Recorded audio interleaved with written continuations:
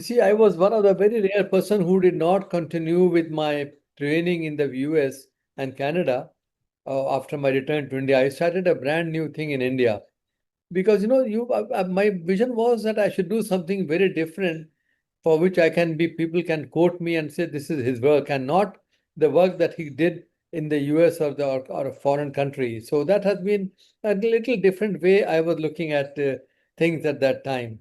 And I'm very happy I could do that. And the reason I could do all that was because it was much easier at that time. And I must also confess two things. Number one, I was fortunate to get a lot of infrastructure support from my institute, which is the National Institute of Immunology.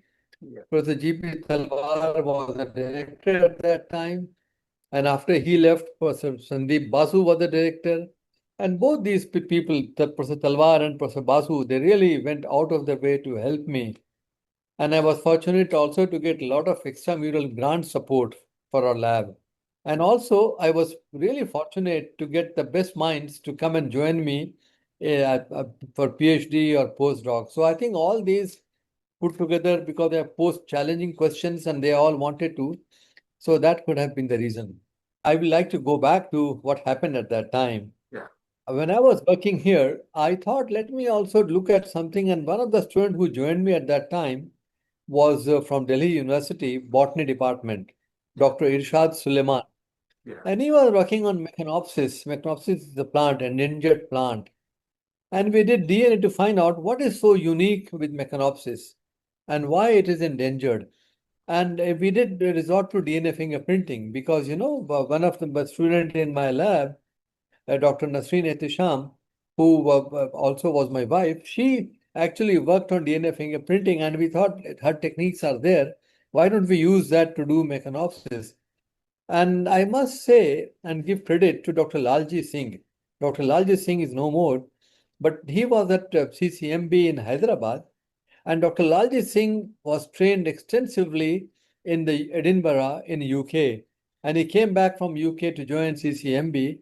And he worked on banded karat, the snake, the very poisonous snake. And he did DNA typing of. And that was perhaps the first time CCMB started getting into DNA typing. And, but the first paper from India on the Lalji Singh was an excellent scientist, but I must say, he must have really alerted the powers that be that there's a technology known as DNA typing. And that is how DNA fingerprinting came into prime. The first paper from India on DNA fingerprinting was from my lab. This was the paper, I think, published in the journal Gene. And there we used DNA fingerprinting to do this. And after that, many papers came. So I think it's been a pleasure to work with DNA fingerprinting. And I can tell you, when we started DNA fingerprinting, I was the first director of Center for DNA Fingerprinting and Diagnostics in Hyderabad. That was an institute started by the Department of Biotechnology. Nobody knew about DNA at that time. Yeah. So what we decided was to do an international meeting on DNA typing and DNA fingerprinting. Yeah. And in fact, the then President of India, Dr. APJ Abdul Kalam, Yeah. came to inaugurate this 3-day meeting, 3 or 4 days meeting in Hyderabad. Yeah. It was in Ramoji Film City, and many judges of the Supreme Court, chief justices of various high courts, and many legal luminaries, including people who are, who are really big names in the judiciary. They all came to know what is DNA. Nobody knew about DNA. They thought DNA kuch hai, and that's how I think it all started. And after that, I think we could uh, train and empower many other state laboratories and forensic laboratories, training them into what DNA is, how to do DNA technology. And the CDFD was the first institute created, and almost all DNA cases, including very high-profile cases of a famous actor who was accused of shooting a black buck. He said, I didn't shoot a black buck. I won't name the person. I shot a bear, Yeah. a wild boar. Yeah. And it turned out to be, proved by DNA that no, sir, you shot a black buck. And then he was jailed. He was in jail for this crime that he committed. And like that, many other cases, that came to CDFD for that time. And the most famous one was during the large tsunami that came in Tamil Nadu, killing thousands of people, and dead bodies were lying all over, and nobody knew whose body are these. Yeah. So, people wanted to at least identify the body and then give them a burial, depending on what their background is. And we were asked by the ministry that please help us, and we could do that. And an equally important case was the case of four civilians, so-called terrorists, who were gunned down and buried and claimed that they came from other side of the border, and they were responsible for terrorism in Kashmir. And a lot of press raised this issue. You have done the wrong thing. You killed civilians. And then the police at that time said, no, we didn't kill the civilians. We have sent the DNA for testing in CDFD Hyderabad. It came to us. We did the testing. And of course, the mother volunteered to give the blood to confirm that these are my children. Yeah. We sent the report, and the report said very clearly that the DNA test of the mother does not match these four people whose DNA was taken out from the graves of these four people who were buried there. This was, so they said, look, CDFD also said they were not related to this mother who claims that, they are my children. But what we also mentioned, the mother's DNA is not a female origin, it's a male origin. So that changed everything. If you give a DNA reference gene a different one, how will it match? And someone in the press got hold of the report from Kashmir. Then they publicized. It became a big item, a real big item. And the DGP had to resign. The government had to face a lot of flack. And finally, they said, no, we would like to get it done again. And we'll request CDFG to send somebody to pick up because we don't trust our people. We normally didn't do this, but as an exception, the chief minister called, and then we said, okay, we'll send somebody. And this time, when we picked up the DNA from the blood from the mother and the four buried so-called terrorists, and then we sent the report, yes, it matched. So it was actually, they were not from the other side of the border, but they were local people who were gunned down, assuming that they were terrorists. So I think that was the basis for a lot of practices about DNA being done all over India. Now it became very common after that. Yeah. That was a time when DNA was big time, much in the news. Yeah. And the big surprise came, we all have grown with the fact that mother is a fact. Somebody saw me being delivered by my mom, the nurse or the midwife or whosoever. Father is a belief. My mother told me that he is your father. Yeah. And I believed my mother. Yeah. But the first time such a case came to CDFD, where this basic philosophy of life that mother is a fact, father is a belief was shaken. Yeah. Two mothers said, this baby is mine. Oh. And we were asked to prove who is the real mother. Yeah. Of course, we proved that other mother is not a real mother. The real mother is this mother. Yeah. But let me tell you how things have evolved today. Today, it is possible to have two mothers to give birth to a single child. Two mothers donate the DNA and contribute to the DNA. I will not go into much details about it, but it is so things are really changing a lot. And as you rightly said, our foundations of our society have been changing a lot. And that is where I think the DNA has made a big difference. And today you go anywhere, almost all police department, they will also do DNA. Yeah. Of course, they will not do themselves. They'll send it to a forensic lab or some other central lab. We did a lot during our times, but now I think it's so widespread that every lab, every state has one or two labs that do authentic, good DNA fingerprinting. Technology has become much simpler now. With the AI coming into the picture, things are really changing. DNA and AI, we are looking at not just in DNA typing.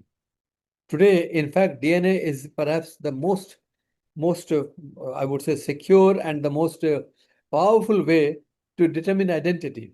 Yeah. If I claim that I'm so and so, my DNA would be kept. And I was reading in newspaper today, Yeah. we have a DNA-based record of the largest number of records available today from Indian subcontinent, no, not just India alone, is on DNA. So things have changed in the context of AI. It is not just to do DNA typing, but DNA has become a big name now. You can do CRISPR-Cas technology. It can remove the abnormal DNA, remove the defects in the DNA. Defect means non-matching DNA that causes a disease, and change it so that the disease disappears. In fact, this technology is being used even in India today. So that's a big revolution. And I mean, AI can do a lot of things, and a lot of things are happening in the context of DNA. So DNA is not just DNA typing, but DNA is now in medicine. One of the other things that's happening today is we all believe that whatever I am is because of 50% of my DNA has come from my father, 50% has come from my mother, and that's it. Now we know that that is not always true. You have DNA from what we call it, the bacteria that lives in our body. We call it epigenetic. We call it holobiont. These bacteria can modify the products of the DNA, RNA or protein, and change the way it is supposed to be. So your gene expression pattern will not be determined by what DNA you got from your mother and father, but how these bacteria affect you. When I moved to Hyderabad, or whenever I used to go to South, I used to observe that in South India, after every meal, big meal, people will have curd rice. Not in North India. It doesn't happen. Curd rice is not a trend. It's South India. Why is it so? Because curd is nothing but lactobacillus. So you may have eaten something. They want to make sure that your good bacterial load is reinforced. And rice is nothing but energy, carbohydrates. So bacteria can multiply. So this is how, this is where let's say, what food we eat, if we go from, let's say, North India to South India for the first few days, our stomach will be very upset. Or go from India to, let's say, Germany or someplace, because we are getting a different bacterial flora. So DNA is really changing life, the way we look at life, the way we look at diseases, and the way we look at how we can treat the diseases. So, and AI is making a big impact on that. I can give a separate talk on what AI can do, and AI has already started doing it. But really, it's the game changer now, which is happening today, only in the context of applications of DNA to human health.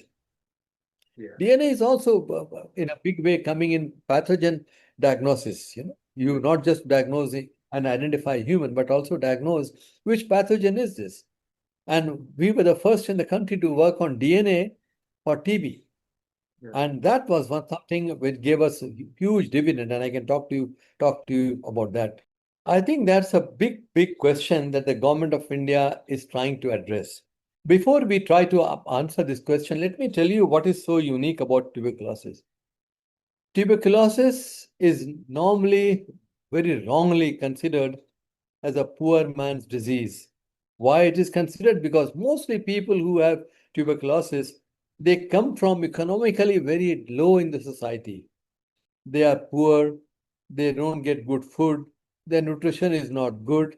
They live in small 8 by 8 or 10 by 10 rooms, 4 or 5 of them sleep in one room.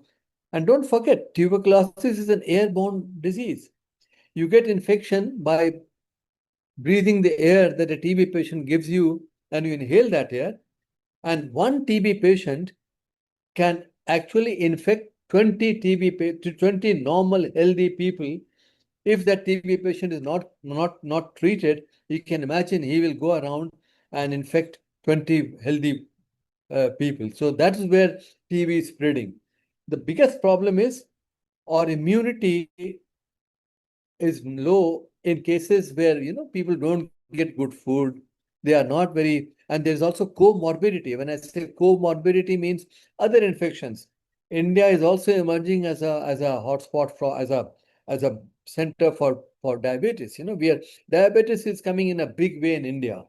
I think India will soon come going to be crowned as the diabetic capital of the world. The way things are going, and diabetes is an inflammatory disorder. So because of that, the bacteria can do, and many other HIV could be another problem. Other comorbidities, co-infections could also be a problem.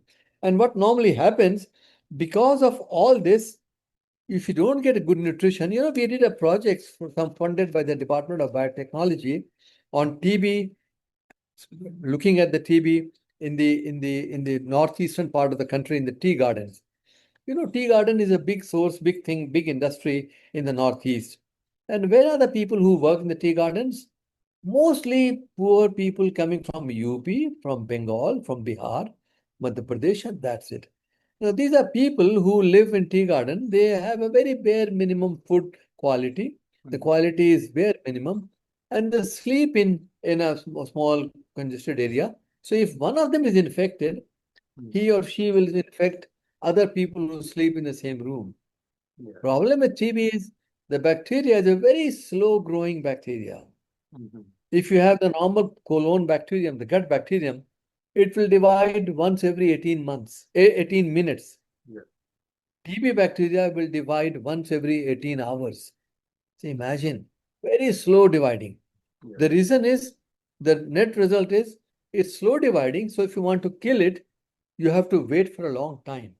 Yeah. So if you're diagnosed with TB, you are given an antibiotic, not one, but four antibiotics. And you have to take it for 4 months, so 6 months to 9 months. And in this period, hopefully, you will be completely cured because all the bacteria would have been dead because even though they are slow dividing. Most people, what they do after 2 or 3 months, they find I don't have fever anymore. My appetite is coming back to normal. I don't have fatigue. I feel normal, healthy. So that means I don't need to take these four medicines that I have to take for TB, and they stop.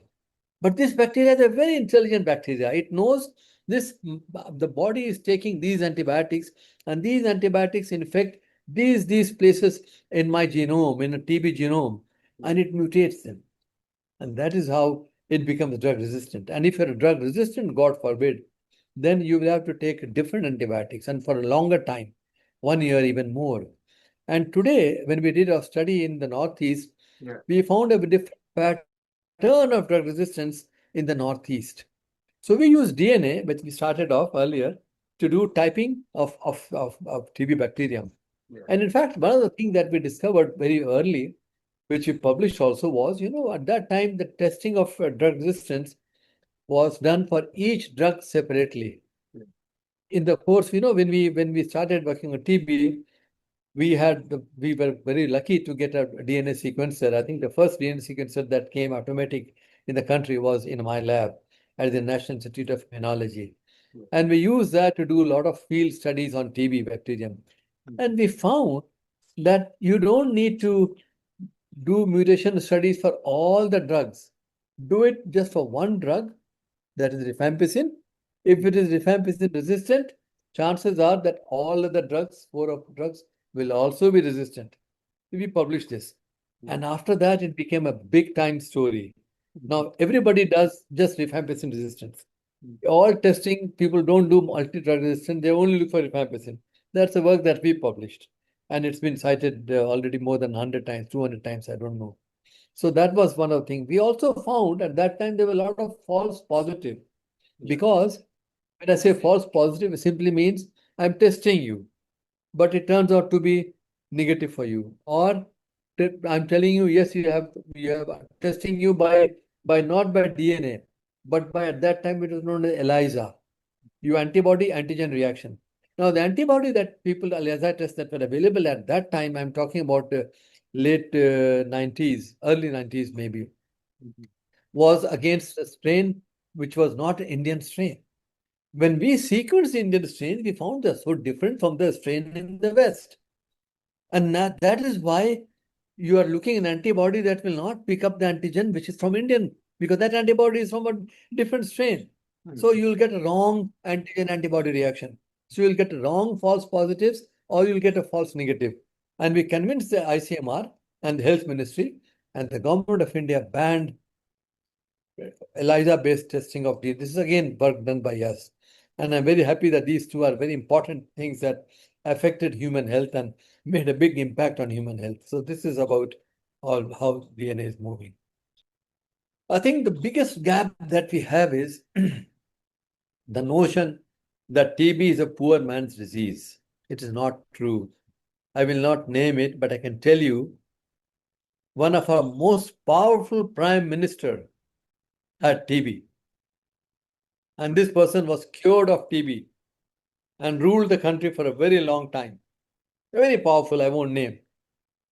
One of the most, I would say, successful actor who is still doing a lot of acting, most successful actor, I won't name this person also, had TB. And this person was also cured. So ये कहना कि TB खाली गरीबों को होती है, it's not true. The rich and the famous can also get TB. But the poor, the rich and the famous go for the complete treatment. Poor because of livelihood issues, because of revenues, because of lack of, although TB is, drugs are given free of cost by the government of India, the first line of drugs. But because taking antibiotics, 4 antibiotics, people get worried about it and they're not, they feel कि अब तो मेरा बुखार भी खत्म हो गया, weakness भी खत्म हो गई, normal हो रहा है तो, and that is where it leads to multi-drug resistance and then total drug resistance. So I think one of the biggest problem is because of the notion that it's a poor man's disease, multinationals are not willing to invest on new drugs. अगर आपको cancer पर देखिए कितनी नई नई दवाएं, इतनी expensive दवाएं आ रही हैं because they know it will be selling. TB की दवाएं कौन खरीदेगा? जो गरीब लोग बेचारे को तो गवर्नमेंट ऑफ इंडिया देती है फ्री का, तो वो उनके क्लाइंट नहीं है. So there is no return on investment, and that's one of the biggest reason. Other one reason is, we are not diagnosing it properly. What we have done, in my opinion, is, I may be wrong, but this is based on what we have observed. We have installed automatic DNA diagnosis systems in tertiary care systems all over India. वो free है, company ने वो free दे दिया, लेकिन cartridge का पैसा आप दीजिए. कार्ट्रिज का पैसा एक्सपेंसिव है. तो उसमें प्रॉब्लम ये हो रहा है कि unless you have something, and ये जो डायग्नोस्टिक सिस्टम्स है, they need air conditioning, they need a trained person. So we need to have system where diagnosis can be done by ordinary person under room conditions without expensive technology. हम लोगों ने IIT Delhi में we developed a machine.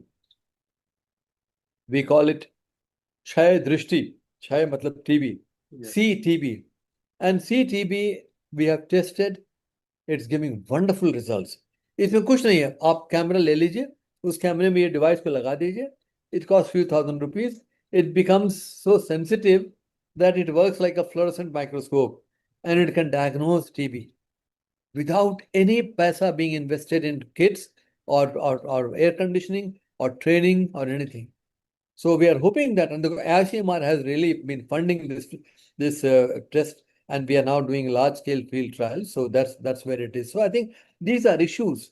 We are not able to diagnose properly, fast, because of the problems of costing. Number two, the treatment. And number three, the notion that it's a poor man's disease. And because of that, because TB is TB, a lot of stigma is attached to it. अगर हमें TB हो गया तो हमारे खानदान वाले बताएंगे नहीं कि इनको टीबी हो गया, तो उससे दूर रहो, उसको टीबी, दूर रहना चाहिए. सही बात है, बट देन ऐसा भी नहीं है. See, in fact, the bottom line is today, if I have to test most people in India, they will all have some evidence that they have been infected, or at least the bacteria has gone into the system. But the bacteria is controlled and contained by our immune system. जब हमारी immune system कमजोर हो जाती है, तब ये bacteria उभर के आता है. So this containment of the disease by the immune system is something that is happening. But when comorbidity and not getting good food, not getting proper lifestyle, उसके वजह से disease फैलती है. So these are the all steps. हमारे यहाँ सालाना हज होता है, right?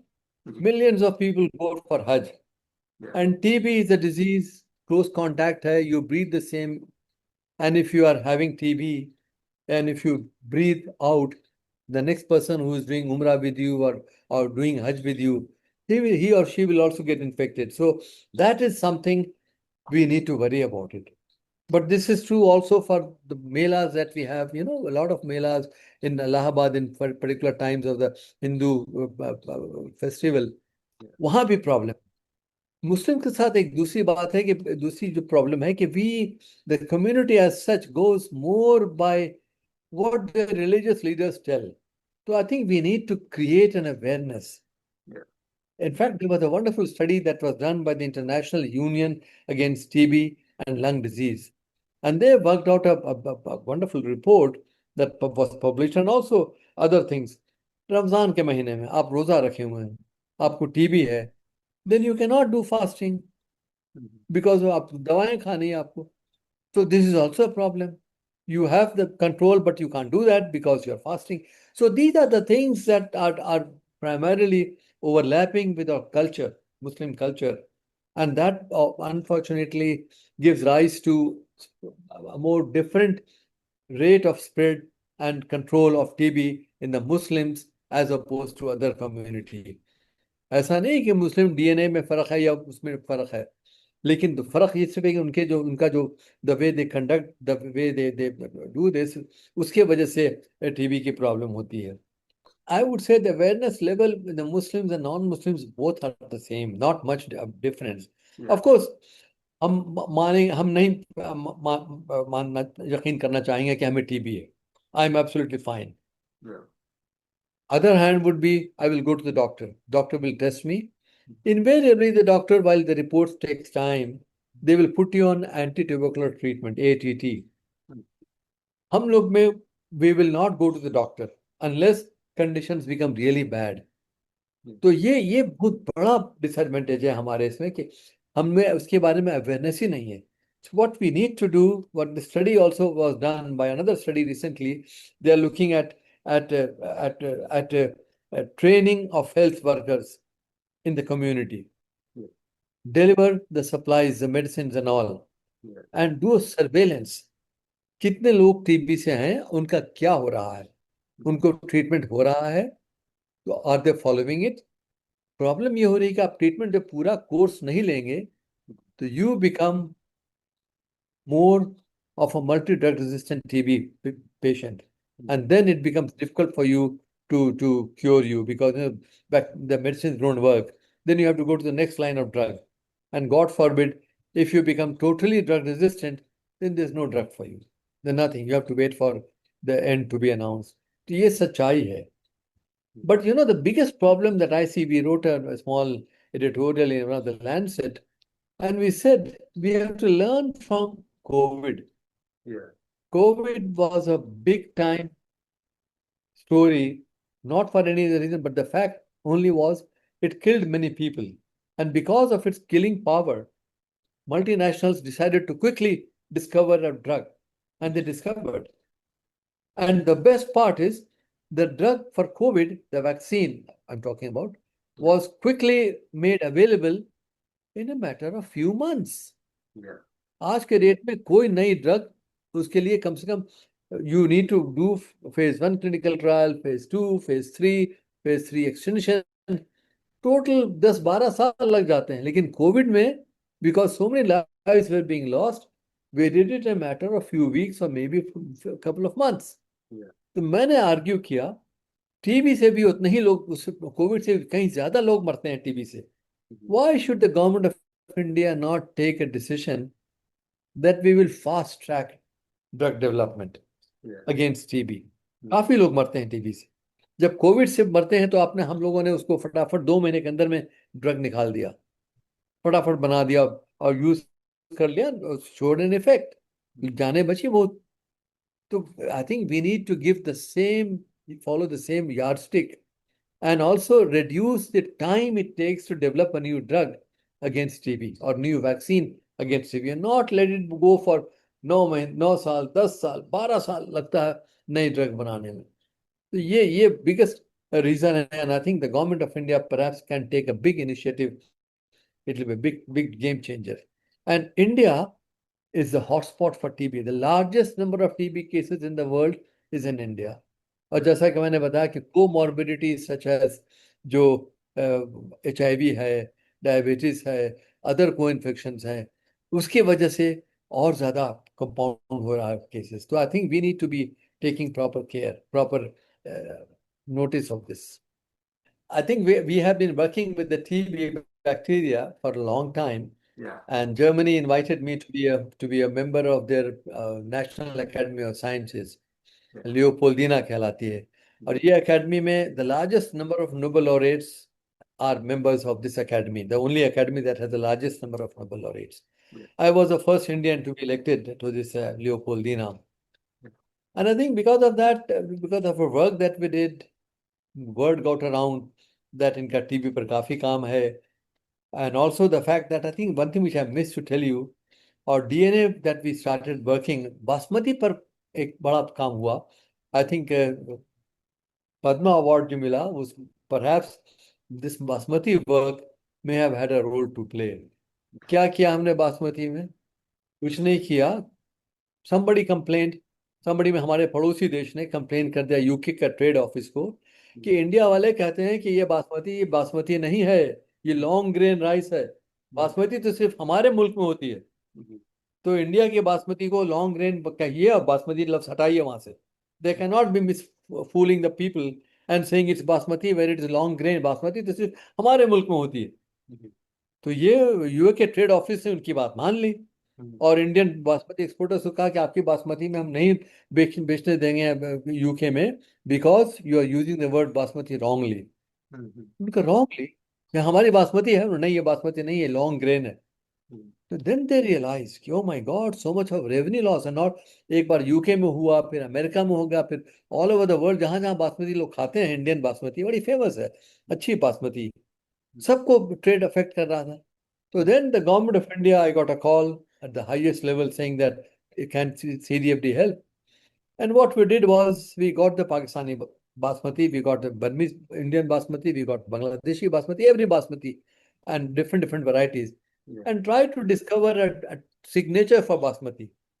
And we found a signature for basmati. And I said, this signature is present in Indian basmati, it's present in this basmati, in that basmati, and all the basmatis that are known as basmatis. So it is not correct that they are not basmati. And we published this in one of the most prestigious journal proceedings of the National Academy of Sciences of the USA. भाई, क्या तुमने आज की ताज़ा और बड़ी news सुनी है? नहीं, मैंने तो नहीं देखी. एक बात बताओ, तुमको हर न्यूज़ सबसे पहले कैसे पता चल जाती है? मैं न्यूज़ वाला अड्डा फॉलो करता हूँ, इसीलिए मुझे हर चीज़ की जानकारी होती है. हाँ साहब, मैंने भी न्यूज़ वाला अड्डा सब्सक्राइब करा हुआ है. अच्छा, तो मैं भी जल्दी से सब्सक्राइब कर लेता हूँ. आप भी जल्द से जल्द न्यूज़ वाला अड्डा सब्सक्राइब करें और सबके साथ शेयर करें.